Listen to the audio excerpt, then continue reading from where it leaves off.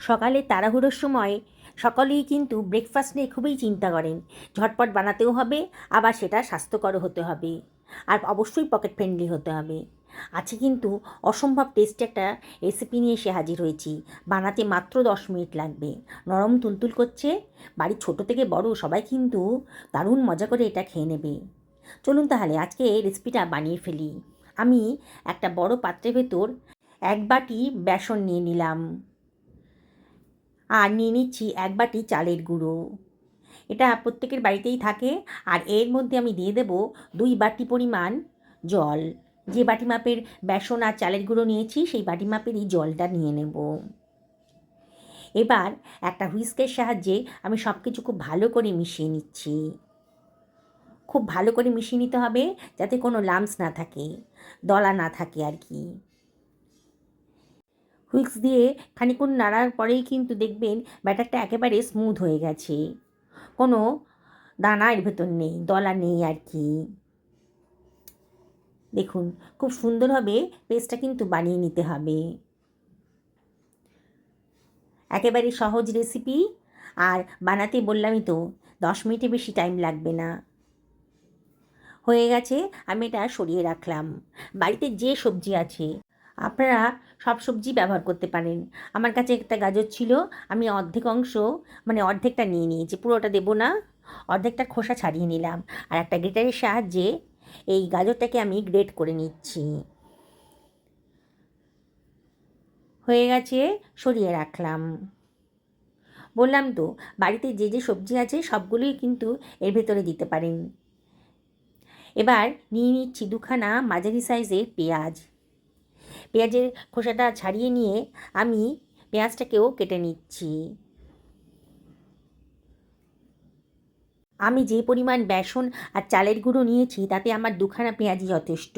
আপনারা যদি বেসন আর চালের গুঁড়োর পরিমাণটা বাড়ানো কমানো করেন তাহলে কিন্তু পেঁয়াজের পরিমাণটাও বাড়িয়ে কমানো করবেন, তাহলে কিন্তু রেসিপিটা টেস্টি হবে।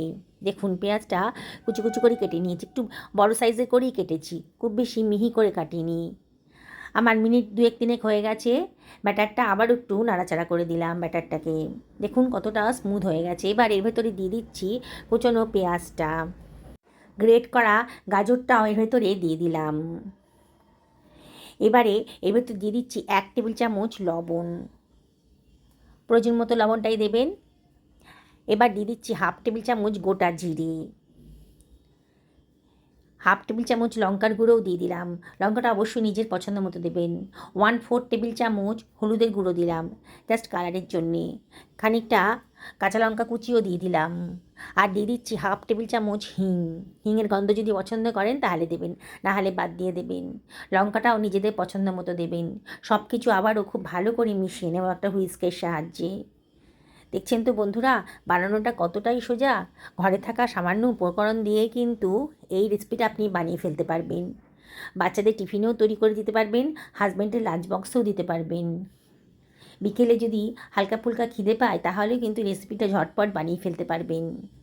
দারুণ মজার রেসিপি। খুব ভালো করে আবার সব কিছু ভালো করে মিশিয়ে নিলাম। দেখুন ঘনত্বটা কীরকম হয়েছে।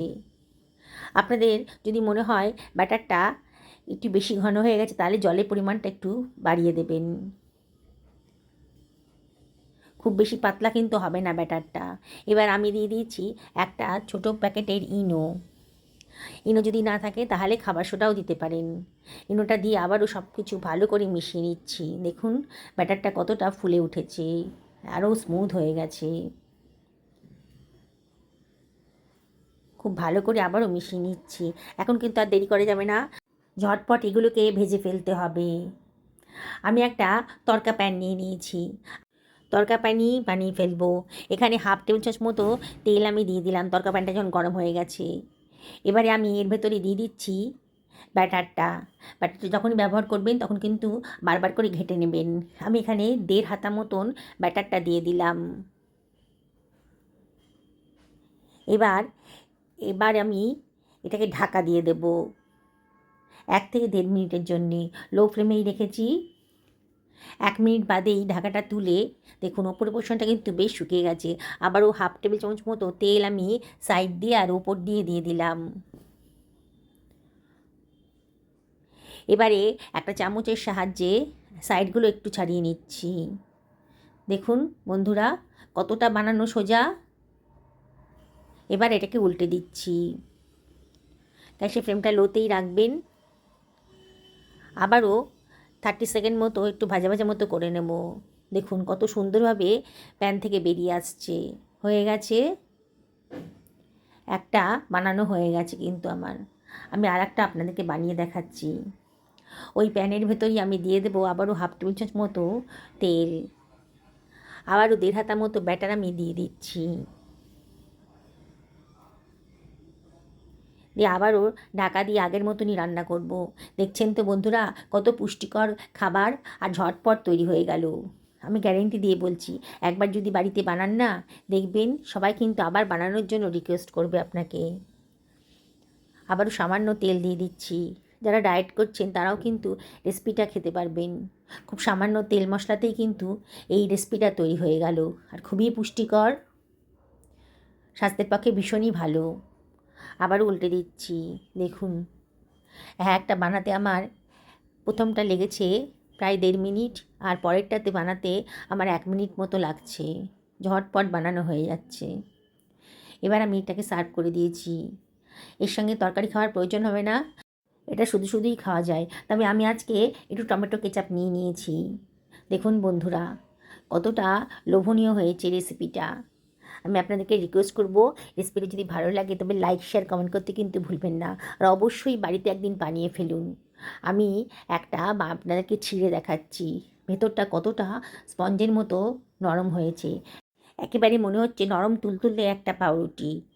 আবারও আপনাদেরকে রিকোয়েস্ট করব, একদিন বাড়িতে বানিয়ে ফেলুন। সুস্থ থাকুন, ভালো থাকুন, নমস্কার নেবেন।